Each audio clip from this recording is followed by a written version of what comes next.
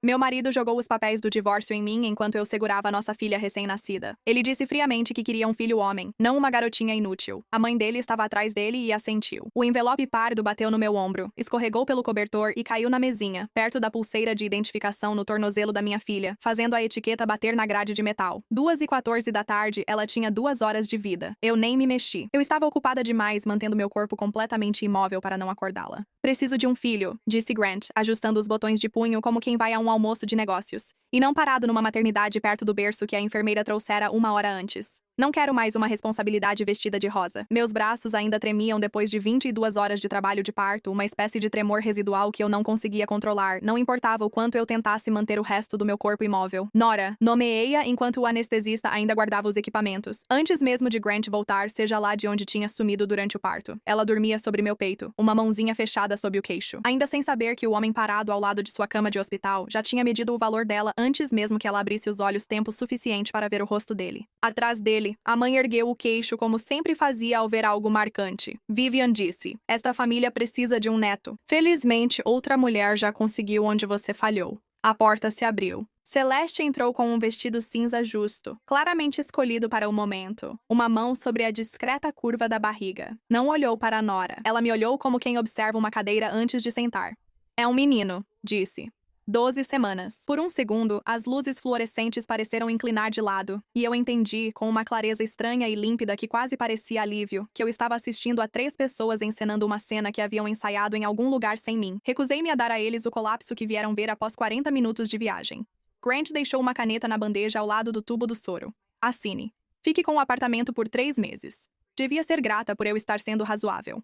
Olhei para os papéis. Olhei para ele como quem vê uma foto antiga e tenta reconhecer o rosto, lembrando do homem de 29 anos com quem casei 6 anos antes, quando só tinha um terno que servia e mais dívidas estudantis do que podia admitir. Ele nem lembrava quem foi fiador do terno. Ele tinha esquecido muitas coisas que eu estava começando a entender que ele jurou um dia que nunca esqueceria. 3 meses, repeti baixinho. Vivian sorriu com aquele sorriso que usava nos almoços beneficentes que não chegava aos olhos. Uma mulher criando filha sozinha devia ter humildade. Abaixei, beijei a cabeça de Nora e assinei. Era só a linha confirmando o recebimento dos documentos, não a página do acordo. Grant não verificou onde assinei. Ele riu, beijou Celeste diante da enfermeira que trocava meu soro e saiu com a mãe, já falando das cores do quarto do bebê. Assim que a porta fechou, apertei o botão de chamada. Deitada com minha filha recém-nascida e uma assinatura sem valor legal, eu ainda não sabia, mas aquela foi a última vez que alguém daquela família me subestimou por engano. Depois daquela tarde, seria uma decisão que eles continuariam tomando de propósito, e cada um deles acabaria tendo que responder por isso, em uma sala com câmeras, em um dia que nenhum de nós ainda tinha escolhido. Passei 6 anos aprendendo a assumir no meu próprio casamento, e fazia isso tão bem que às vezes até esquecia.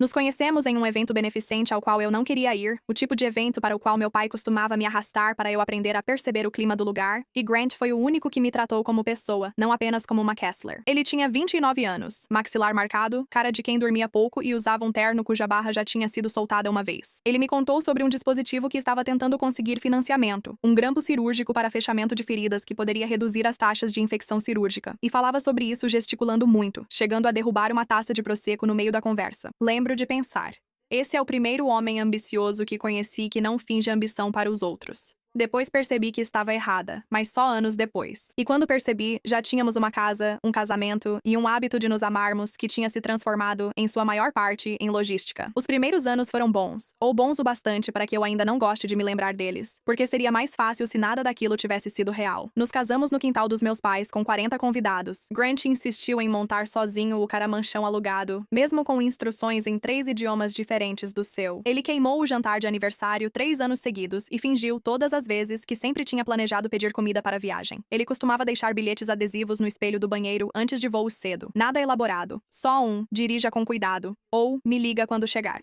Guardei uma caixa com eles no armário por mais tempo do que devia. Nos últimos 2 anos, os bilhetes pararam e não percebi quando. Isso, mais do que qualquer outra coisa, foi o detalhe que me deixou inquieta depois. Não que tivesse acabado, mas sim o fato de eu não conseguir identificar o dia em que acabou, porque naquela altura eu já tinha me acostumado a não olhar muito de perto para o que estava faltando. Grant Bailey dizia aos entrevistadores que criou a Valley Medical Systems do zero, só com um diploma de biologia e teimosia. Eu o deixava, pois corrigi-lo em público nos constrangia. A verdade era simples e pouco lisonjeira para ele. Meu pai, Warren Kessler, dedicou 30 anos ao portfólio de patentes patentes de dispositivos médicos antes de falecer. Todas as ações da Valley Medical Systems estavam no fundo familiar Kessler, sob meu controle, não de Grant, Vivian ou cônjuges da família. Grant sabia desse fundo. Ele simplesmente decidiu, em algum momento nos últimos 2 anos, que o controle era uma mera formalidade que se resolveria sozinha assim que ele fosse famoso o suficiente para tornar inconveniente para mim fazer valer esse controle. Eu preferia laboratórios a festas de gala. Eu gostava das reuniões de desenvolvimento, dos depósitos de patentes e do silêncio do escritório às 7 da manhã, antes de qualquer outra pessoa chegar, com café esfriando ao lado de dados de testes. Grant preferia câmeras e nos últimos 2 anos preferia que eu não aparecesse. Eu percebia, mas dizia a mim mesma que notar não era o mesmo que saber. Os primeiros sinais de alerta eram menores e mais fáceis de justificar, por isso perigosos. Celeste Marlowe começou na Vale 18 meses antes de Nora nascer. 26 anos precisa, ambiciosa como o Grant era nessa idade, quando eu achava isso encantador, não algo familiar que me causava desconforto. Eu percebia as reuniões tardias, que continuavam mesmo depois que a equipe de limpeza do escritório passava. Eu percebia as viagens marcadas em datas de reuniões do conselho que, na verdade, não exigiam a presença dele. Notei que minha caneca azul lascada do nosso primeiro apartamento com rachadura na alça desapareceu da cozinha do escritório e nunca mais voltou. E eu disse para mim mesma que provavelmente ela só tinha quebrado e sido jogada fora. Do mesmo jeito que você se convence de muitas pequenas coisas esquecíveis quando a alternativa é admitir que seu casamento de 6 anos tem uma base cheia de rachaduras. Eu estava grávida de 8 meses na primeira vez que encontrei um recibo no bolso do casaco dele de um restaurante onde nunca tínhamos ido juntos. Um recibo que ele deixou lá, ou por descuido, ou porque alguma parte pequena e cruel dele queria que eu encontrasse. Eu não o confrontei. Fotografei o recibo, devolvi ao lugar e pensei que estava sendo paranoica, hormonal e injusta com um homem que trabalhava 80 horas por semana pela nossa família.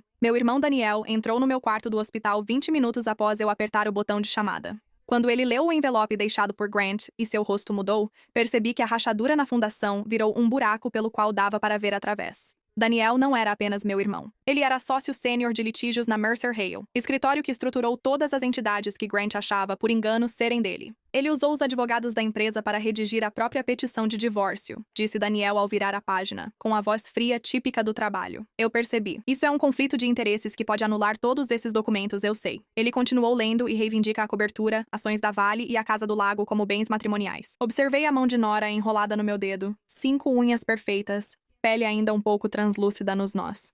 Nada disso é bem do casal. O maxilar de Daniel se contraiu, como na infância quando via alguém trapacear no jogo e tentava argumentar. O que você quer que eu faça? Nada dramático ainda, disse. Deixe ele pensar que venceu. 3 semanas após deixarmos o hospital, um entregador trouxe outro envelope à casa de hóspedes. Era do advogado de família do Grant, propondo um regime de convivência a partir dos 6 meses de Nora, com finais de semana alternados e ajustado ao calendário de uma lua de mel já marcada para o fim da primavera. Naquela tarde, contratei Renata Voss, advogada de direito de família com 18 anos de experiência em disputas de guarda envolvendo alto patrimônio. Renata leu a proposta, virou-a na mesa e fez só uma pergunta. Ele pediu para vê-la desde o hospital? Ligou? Fez videochamada? Não fez nada disso em 3 semanas. Nenhuma ligação, visita ou pedido para vê-la pela tela antes de dormir. Vivian enviou um presente, a pulseira que depois seria lacrada num saco de evidências. Mas o próprio Grant tinha ficado completamente em silêncio sobre o assunto da filha, como se montar um regime de convivência e realmente querer a guarda fossem a mesma coisa. Renata solicitou avaliação parental completa, em vez de aceitar formalmente o regime proposto na vara de família. Ela disse ao telefone que não custava nada para ele parecer razoável no papel, com uma voz objetiva que achei reconfortante. Avaliadores não leem papéis. Eles veem o que um dos pais faz sem ser avaliado. Grant teve 2 sessões de observação supervisionada com um avaliador nomeado pelo tribunal nas 6 semanas seguintes. Ele cancelou as 2. Na segunda vez, cancelou com menos de 1 hora para o início. O relatório, protocolado 11 dias antes do casamento, registrou sua ausência de forma seca e devastadora. O pai não esteve presente nas observações agendadas, impossibilitando avaliar seu envolvimento com a criança menor. Coloquei o relatório na pasta onde Naomi e Daniel juntavam tudo. Ainda não precisava ser movido, mas seria em breve e teria mais valor que a pulseira. Grant previa uma luta pelo casamento. Concedi a ele o divórcio que pediu, primeiro no papel. Fiquei com o fundo, a casa que já era só minha antes do casamento e todos os bens que sempre foram meus. Grant ficou com a cobertura, 2 veículos alugados e o cargo de diretor executivo da Vale Medical Systems. Ele assinou o acordo sem sequer ler os anexos financeiros. Esse foi o primeiro erro que Grant cometeu depois do quarto de hospital, e não seria o último. A cobertura tinha uma hipoteca para a qual ele deixou de prestar atenção assim que seu nome apareceu no diretório do prédio. Os carros eram alugados pela empresa e não dele, e o título de CEO, que ele tratava como direito, podia ser revogado por voto da maioria do conselho. Um conselho que, no fim,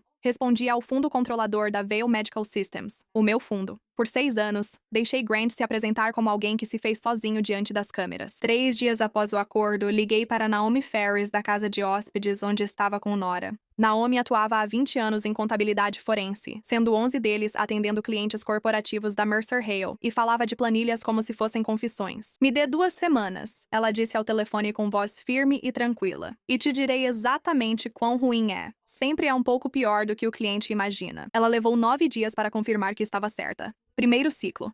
O que Naomi encontrou era menor do que eu esperava e, de certo modo, pior por ser pequeno. Uma conta de desenvolvimento corporativo para entretenimento de clientes e viagens a conferências gastou discretamente $84 mil em 14 meses, incluindo retiros em spas como parcerias de bem-estar. Depósito de vestido de noiva em boutique a 3 quadras do AP de Celeste, registrado como consultoria de marketing. Passagens para Turks and Caicos em executiva 2 vezes, ambas como prospecção de investidores. Olhei para a planilha no laptop às 11 da noite. Nora dormiu no berço ao lado da cama de hóspedes da minha mãe, e pensei que aquele número não podia estar certo, que devia haver uma explicação que Naomi não achou. Ela enviou os recibos originais na manhã seguinte. 23 páginas. Não havia explicação, apenas Grant, um cartão corporativo e 18 meses de pequenas decisões. Loop 2. As provas que contrariavam minha negação chegavam em partes cada vez piores. 10 dias após descobrir a conta, Naomi sinalizou um empréstimo de $2.300.000 garantido pela patente mais valiosa da Vail Medical, o dispositivo de fechamento de feridas que Grant me apresentou depois de derramar Prosecco, 7 anos antes. E agora já era quase 1/3 da receita da empresa, usando uma assinatura de autorização que deveria ser minha, mas não era. Minhas mãos tremiam ao segurar a impressão junto a uma assinatura autêntica de uma antiga resolução do conselho. A falsificação era semelhante o bastante para enganar, mas a pressão no traço descendente do K estava errada, feita com pressa, como se o copiador estivesse apressado. Daniel solicitou a análise independente do documento naquela semana com Félix Ademi, perito forense certificado em análise de documentos, com 26 anos de experiência prestando depoimento em tribunais estaduais e federais. O relatório de Ademi tinha 9 páginas e comparava a pressão dos traços, espaçamento das letras e elevação da caneta com 4 amostras autênticas da minha assinatura de antigas resoluções do conselho. A conclusão dele tinha apenas 2 linhas e não deixava espaço para interpretações.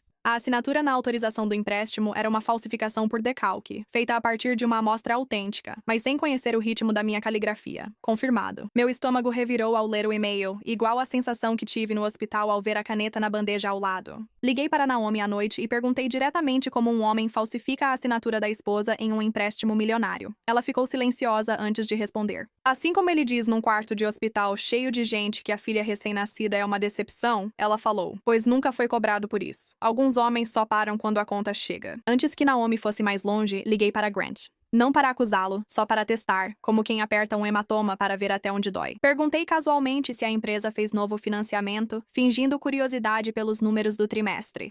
Ele respondeu sem hesitar, nada importante. Linha de crédito rotineira, nada com que você precise se preocupar. Deixei pra lá, disse que estava tudo certo, desliguei e, com o celular ainda quente na mão, fiquei sentada à mesa da cozinha da casa de hóspedes, percebendo que ele acabara de mentir sobre um empréstimo falso de $2,3 milhões com a mesma naturalidade de pedir o jantar. Foi nesse momento que a última pontinha de dúvida em mim se calou. Parei de esperar por uma explicação e comecei a montar um caso. Terceira volta. 2 semanas após o acordo, Grant anunciou o noivado com Celeste nas redes sociais. Uma foto do anel, sem legenda. Vivian postou no dia seguinte fotos do quarto de bebê já pintado de azul claro, com balões, berço e uma placa de latão com o nome, que ela encomendou sem pedir permissão. A legenda dela chamou o filho ainda não nascido de Celeste de verdadeiro herdeiro dos Vale. Li isso às 5h40 da manhã. Alimentei Nora na casa de hóspedes antes do amanhecer, com a louça da noite anterior ainda na pia porque não tive energia para lidar, sentindo aquela raiva fria que não faz as mãos tremerem, mas as firma. Grant parecia ter esquecido que Nora foi concebida com o último embrião do nosso tratamento de fertilidade, feito 2 anos antes, após o diagnóstico dele, quando chorou pela única vez em 6 anos. Esse detalhe era mais importante do que ele percebia e estava prestes a importar mais do que ele conseguiria suportar.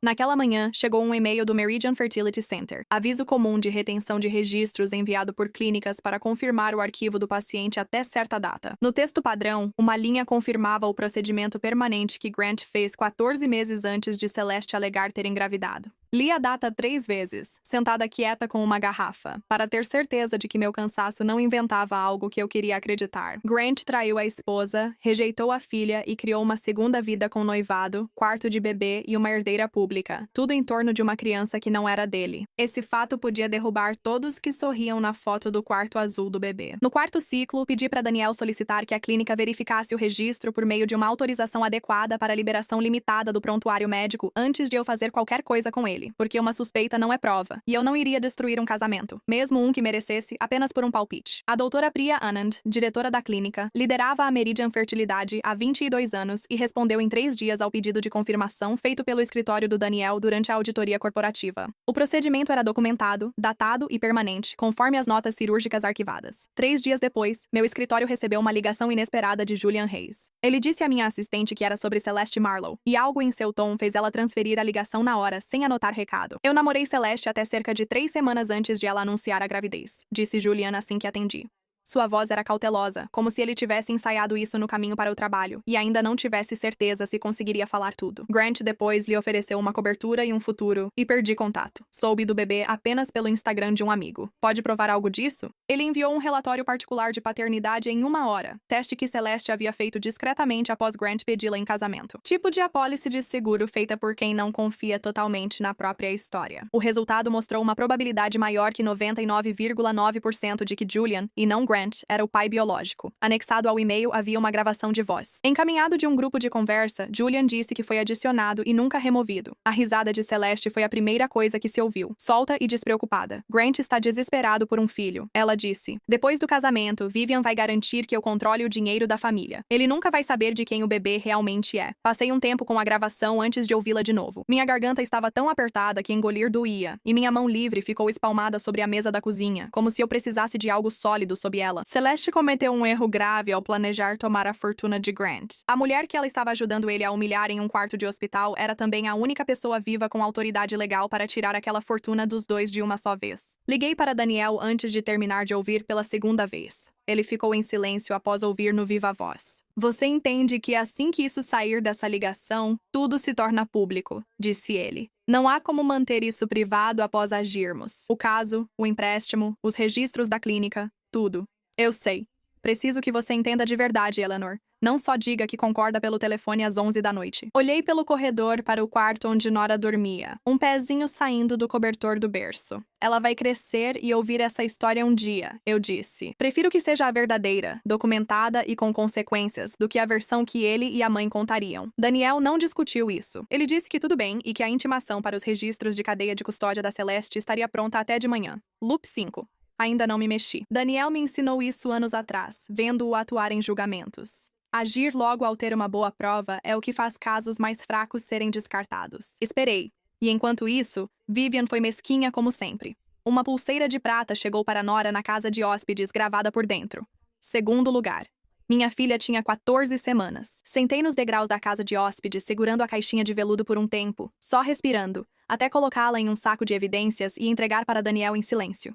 Ele não perguntou nada. Ele já sabia o que isso significava para o arquivo que montávamos. Loop 6. Em uma empresa do porte da Veil Medical, a notícia da auditoria interna sempre se espalha, mesmo com a descrição da equipe de Naomi. Na sexta semana, Renee Kim, chefe de RH há 19 anos na empresa e contratada pelo meu pai, pediu uma reunião particular, fechou a porta e disse que tinha consultado o arquivo de pessoal. Não porque pediram, mas porque ela viu o pedido de auditoria e percebeu para onde aquilo ia. Nos últimos 3 anos, Grant teve 6 reclamações de funcionários juniores, todas encerradas discretamente sem qualquer providência. Cada uma foi encerrada com a mesma assinatura, a dele própria, usando um mecanismo de exceção executiva que tecnicamente permitia que ele aprovasse reclamações feitas contra si mesmo. 2 das reclamações mencionavam Celeste especificamente: favoritismo e atribuição de projetos. Uma funcionária disse ter sido retirada de uma equipe logo após questionar um conflito de agenda não explicado. Renee confessou que guardou cópias das 6 reclamações numa pasta no próprio armário de arquivos por 2 anos, pois sempre achou estranho o padrão e só agora encontrou um local seguro para levar isso. Ela disse que já deveria ter recorrido a alguém acima dele, mas achava que não era seu papel. Respondi que entendia bem essa sensação, mais do que ela pensava. Naomi chamou Owen de la Delacroix, especialista em perícia digital com quem já trabalhara em 3 casos corporativos, para autenticar os metadados da gravação junto aos registros do servidor do grupo antes que alguém tratasse aquilo como algo além de um boato. O relatório de Delacroix, feito em 4 dias, confirmou que o arquivo não foi editado, cortado ou criado depois. O carimbo de data e hora, o ID do dispositivo e a assinatura de upload ainda eram da conversa original em que Julian foi adicionado e, curiosamente, nunca removido, mesmo meses após o fim com Celeste. As pessoas esquecem que rastros digitais existem até alguém começar a procurá-los, disse Delacroix a Daniel ao telefone. Ela achava que ninguém mais acessaria aquela conversa, mas estava errada. Daniel conseguiu os registros da cadeia de custódia do teste de paternidade de Celeste por intimação civil confidencial, confirmando assinatura, data da coleta e carimbo do laboratório. O procedimento médico anterior de Grant dificultou ainda mais sua alegação de paternidade, mas acho que ele ainda evita questionar isso. Alguns homens preferem acreditar em milagres do que encarar fatos que ferem seu orgulho. Na 5ª semana da auditoria, o arquivo criado por Naomi e Daniel já tinha quase 400 páginas. Extratos da conta de desenvolvimento corporativo, autorização de empréstimo falsificada, relatório do analista confirmando, documentação da cadeia de custódia do teste de paternidade de Celeste, confirmação lacrada do procedimento de Grant pela clínica de fertilidade e avaliação preliminar de crimes financeiros da investigadora Dana Whitlock. Whitlock trabalhou 14 anos na unidade de crimes financeiros do estado. Quando Daniel explicou a documentação do empréstimo numa sala de conferências no centro, ela leu tudo 2 vezes em silêncio antes de falar. Assinatura falsificada em empréstimo milionário com garantia, disse ela, batendo na página. O documento de empréstimo, já rotulado como anexo D pela assistente jurídica de Daniel e arquivado após o arquivo de RH da René e o relatório de falsificação da Audi M, deixou de ser uma questão civil. Isso é uma acusação criminal de falsificação, além das decisões do conselho. Quantas acusações se isso seguir? Daniel perguntou. Depende do que surgir ao investigarmos. Pela minha experiência, nunca existe só uma ponta solta. Ela tinha razão, mesmo sem sabermos ainda. Quando o escritório dela concluiu a análise, só o anexo D sustentava 2 acusações: falsificação e uso não autorizado de garantia. Com o arquivo de RH da René usado como evidência de padrão para uma 3ª acusação, um curso de conduta depois descrito pelo gabinete da promotoria em uma petição. Lá e mais vezes do que precisava, de forma sustentada e deliberada. 3 dias antes do casamento, o conselho da Vail Medical Systems se reuniu em sessão fechada. Dr. Walter Ibarra, presidente do conselho e pesquisador farmacêutico aposentado com 22 anos de experiência, conhecido por nunca levantar a voz, mesmo quando provavelmente deveria, analisou o relatório forense da Naomi, as conclusões do perito documental sobre a falsificação e a confirmação médica sigilosa do Dr. Anand. A suspensão de Grant como diretor executivo, a partir do meio-dia do seu casamento, foi aprovada por unanimidade, 9-0. O First National bloqueou todas as contas ligadas ao empréstimo de patente fraudulento em até 48 horas após a resolução. O escritório da investigadora Whitlock começou a redigir as acusações iniciais na mesma semana: falsificação, desvio de fundos corporativos e uso indevido de patente como garantia de empréstimo. Daniel olhou do outro lado do meu escritório para Nora, agora com 4 meses, mordiscando o canto de um paninho de boca no meu colo, completamente alheia às 400 páginas guardadas em uma pasta a 2 metros de distância, com o nome dela vinculado ao fundo fiduciário que as financiou. Você ainda vai ao casamento? Sim, tenho certeza. Ele chamou nossa filha de responsabilidade vestida de rosa. Eu disse. Quero ela presente quando o futuro que ele construiu no lugar dela finalmente ruir. O casamento seria no Vail Grand Hotel. Rosas brancas, 300 velas e convidados como investidores, repórteres sociais e parentes distantes vieram ver Grant Vail casar com a mulher que ele dizia levar adiante o verdadeiro legado da família. Na noite anterior, não dormi. Deitada na cama de hóspedes, ouvi a máquina de ruído branco da Nora e imaginei várias formas de entrar no salão de festas, muitas terminando com a segurança me retirando antes do altar. Minhas mãos tremiam por volta das 2 da manhã. Não era de frio, o quarto estava bem aquecido, mas daquele tipo específico de medo que não tem mais nada a fazer além de esperar. Acordei 2 vezes por volta das 4 da manhã para conferir se o envelope seguia fechado na bolsa, mesmo já tendo checado antes de dormir. Daniel mandou mensagem. Whitlock confirmou. O horário do meio-dia está mantido, independentemente do que aconteça no local. Você não precisa agir hoje. A votação do conselho ocorrerá de qualquer forma. Li isso 3 vezes até acreditar e entendi que entrar no salão de festas já não era mais uma estratégia. Era algo que eu precisava pra mim, uma dívida que eu queria cobrar pessoalmente, diante de quem o viu tentar cobrar a dele antes. Naquela manhã, fiquei mais tempo diante do espelho da casa de hóspedes, abotoando um vestido azul marinho simples e checando 2 vezes se o envelope lacrado ainda estava na bolsa. Minhas mãos estavam mais firmes do que imaginei. Mais firmes, na verdade, do que estiveram em qualquer momento nos últimos 5 meses. Minha mãe se ofereceu para ficar com Nora durante o dia. Eu disse não antes que ela terminasse a frase. Certas coisas exigem a presença de uma filha, mesmo que ela nunca se lembre. Às 11h58 da manhã, entrei no salão de festas com Nora no braço e o envelope lacrado na outra mão. Vivian me viu primeiro. Vi o sorriso dela sumir na hora. O quarteto de cordas parou no meio. Uma nota de violino ficou no ar, inacabada, sobre mais de 300 velas e rosas brancas que enchiam uma estufa. 300 cabeças se viraram como uma onda para o fundo do corredor. O rosto de Grant ficou rígido, e Celeste apertou seu braço até os nós dos dedos ficarem brancos. Perto da frente, ouvi uma mulher surpresa dizer baixinho: "Essa é a esposa dele?", antes de alguém pedir silêncio. Vivian avançou, erguendo o queixo como fazia ao repreender em público. "Você não foi convidada." "Fui convidada para esta família há 6 anos", disse, caminhando ao altar com Nora no quadril. "Hoje, devolvo tudo o que recebi dela." Grant me abordou no corredor, voz baixa e urgente. "Vá embora agora, antes que eu mande te tirar." Em vez de responder, entreguei o envelope. "Leia antes de assinar outra certidão de casamento." Ele rasgou o envelope com aquele movimento brusco que as pessoas fazem quando já suspeitam que a notícia é ruim. Vi os olhos dele percorrerem a página, o timbre do laboratório, o nome de Julian Hayes, o resultado em negrito, e presenciei a versão de si mesmo construída em 6 anos se desfazer diante de 300 pessoas. Ele olhou para Celeste como se a estivesse vendo pela primeira vez na vida. "O que é isso?" "Um laudo de laboratório validado", eu disse, minha voz ecoando mais do que eu esperava no silêncio repentino. "O filho que você comemora há meses é de outra pessoa." Celeste tomou o papel dele. "Isso é falso." Um homem se levantou de uma mesa ao fundo. "Não era um convidado chamado por eles, mas alguém que eu chamei." "Não, Celeste", Julian disse, sua voz ecoando na sala silenciosa. "Você pediu esse exame. Tenho o e-mail de confirmação, igual ao seu." Daniel foi ao painel audiovisual ao lado do altar e ligou a grande tela instalada pela organizadora para exibir fotos do casal. No lugar das fotos de noivado de Grant e Celeste, surgiram o certificado da clínica, o consentimento assinado por Celeste e a documentação da cadeia de custódia, todas as páginas autenticadas e com carimbo de data e hora no canto. Então sua própria voz preencheu as caixas de som do salão de festas. "Grant está desesperado por um filho." Sua risada ecoou pela arquitetura tricentenária do hotel, metálica pelo sistema de som, inconfundível. "Depois do casamento, Vivian vai me deixar controlar o dinheiro da família. Ele nunca saberá quem é o verdadeiro pai do bebê." Grant se afastou dela, como quem recua ao perceber que algo está quente demais para tocar. "Você me usou." A compostura de Celeste, antes intacta, finalmente se quebrou. "Você usou todos aqui", ela disse, elevando a voz. "Queria tanto um filho que nunca questionou por que seu procedimento falhou tão convenientemente." Vivian se virou e ambas começaram a gritar uma por cima da outra perto de rosas brancas que caíram no corredor enquanto funcionários tentavam separá-las. Grant se virou e por um instante vi algo quase humano em seu rosto. Pânico, não remorso, mas suficiente para parecer remorso sob a luz do palco. "Eleanor, escute, ainda dá pra consertar." Meu celular vibrou na bolsa. 1200. Exatamente. "Não." Falei. "Agora a empresa resolve o que você fez." Daniel mudou a tela de novo. Uma resolução do conselho em negrito. "Grant Vail, removido do cargo de diretor-presidente com efeito imediato. Aviso de conta congelada do First National. Lista resumida. Despesas não autorizadas e autorização de empréstimo falsificada. Patente usada como garantia sem aval do conselho."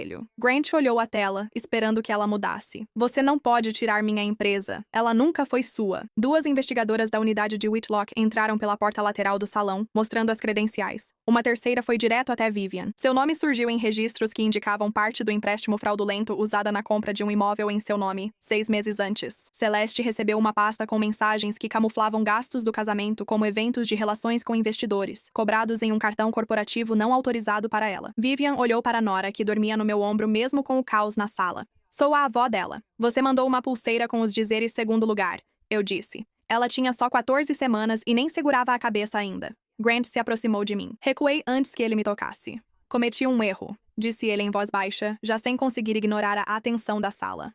"Não", respondi. "Você fez a mesma escolha, deliberadamente, todos os dias desde aquele dia no hospital." Eu ajeitei Nora mais alto no meu ombro, sentindo ela se mexer e se acomodar de novo contra minha clavícula. "Você chamou sua filha de responsabilidade vestida de rosa e criou um falso herdeiro com sua assistente. Você falsificou minha assinatura para roubar da empresa que meu pai levou 30 anos para construir, tudo diante de pessoas que confiavam em você até não terem escolha a não ser enxergar a verdade." Perto do fundo, a correspondente social do Herald já não fingia mais anotar sobre as flores e digitava no celular, olhando ocasionalmente para cima para checar detalhes. Ela cruzou o olhar comigo uma vez enquanto eu voltava pelo corredor e articulou uma única palavra: "Uau."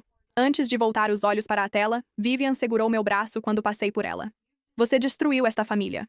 Não, respondi, sem parar. Só deixei de proteger quem está destruindo. Há uma diferença, mesmo que você nunca tenha precisado aprender isso. Os investigadores levaram Grant para fora por uma porta lateral, passando por uma parede de convidados que se afastaram em silêncio e não olharam para trás depois que ele passou. O fotógrafo do casamento, contratado para um tipo de final bem diferente, manteve a câmera levantada até que Vivian, com o rosto vermelho, ordenou que ele a abaixasse. Ele não obedeceu. Achei que contaria essa versão da história com um final definido. Mas não foi assim. 2 horas depois, enquanto eu ainda estava no escritório de Daniel, revisando a papelada que os investigadores tinham deixado com ele, uma repórter do Herald que tinha estado no casamento, convidada como correspondente social, mas saindo com uma missão totalmente diferente, ligou para confirmar um detalhe antes de enviar a matéria. Vivian, segundo ela, passou o trajeto de volta tentando convencer a coordenadora do hotel a falsificar a cronologia da cerimônia, dizendo que o mal-entendido ocorreu após os votos, para garantir que o casamento fosse registrado como válido antes da decisão do conselho ao meio-dia. A coordenadora recusou e manteve o contrato original carimbado como prova. O escritório de Whitlock incluiu acusação de tentativa de fraude ao dossiê sobre Vivian até sexta-feira à tarde. A audiência de acusação de Grant ocorreu na terça-feira, com a juíza Miriam Castellanos fixando fiança de $75 mil,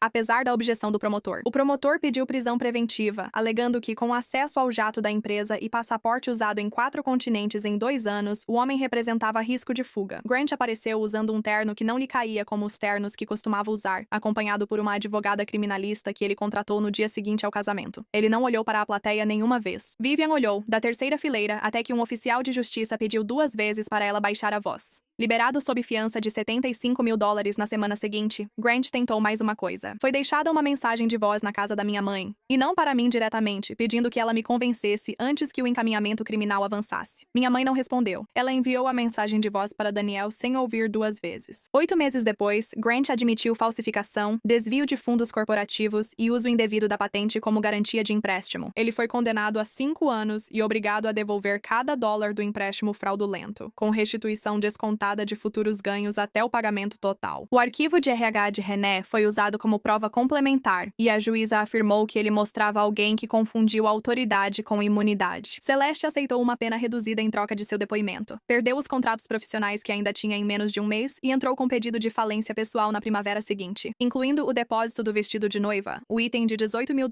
que Naomi destacou como consultoria de marketing entre suas dívidas não garantidas. Julian começou o processo para reconhecer a paternidade e conseguir a guarda total do filho. Ouvi de segunda mão sobre um caso que estava indo bem, e depois ele me contou que começou na mesma semana em que ouviu a mensagem de voz no escritório de Daniel, antes de decidir se manifestar publicamente. O condomínio de Vivian, comprado com dinheiro lavado proveniente do empréstimo, foi confiscado por ordem judicial de confisco. Ela se mudou para um apartamento alugado do outro lado da cidade e descobriu, da forma como pessoas como ela sempre acabam descobrindo, que os amigos que antes elogiavam o sobrenome Veil pararam de retornar as ligações de uma mulher que os jornais agora descreviam apenas como Corre. Em outubro, tornei-me presidente do conselho da Veil Medical Systems. Criei a Nora Veil Fellowship, que oferece bolsa integral e mentoria para jovens mulheres na engenharia biomédica, financiada pelo fundo que Grant passou 6 anos achando que aquilo acabaria sendo dele, sem que ninguém notasse a papelada. Doutora Ibarra apresentou a primeira turma no evento de inverno da empresa. 5 engenheiras no primeiro ano de pós-graduação, no mesmo auditório onde Grant fazia apresentações para acionistas com as mãos nos bolsos, simulando confiança. Naomi assistiu. Renata e Julian vieram, e ele começou a levar o filho ao escritório às sextas depois que a guarda foi definida pela justiça. O nome de Grant não foi mencionado à noite. Não era mais necessário dizer em voz alta. Todos na sala sabiam de quem era a ausência que permitiu a bolsa. Alguns dias depois, em uma terça-feira comum, sem nenhuma cerimônia, Nora deu seus primeiros passos pelo carpete do meu escritório, cambaleando entre a mesa e a janela, onde a luz da tarde entrava quente e baixa pelo chão. Eu me ajoelhei a poucos passos de distância, de braços abertos, e esperei, com o coração batendo alto e descompassado no peito, que dessa vez não tinha nada a ver com medo. Ela deu um passo incerto, depois outro. Então ela se jogou pra frente, rindo direto nos meus braços. Firme, barulhenta, completamente despreocupada com os 6 meses de caos que aconteceram ao seu redor, antes que ela tivesse idade suficiente para se lembrar de qualquer coisa. Grant queria um filho porque acreditava que só um menino poderia levar o nome Vale adiante. Minha filha agora carrega meu nome. Uma empresa, uma bolsa e um nome que antes significava inútil para exatamente um homem, que já não tem voz em nada do que importa, passaram a pertencer a ela.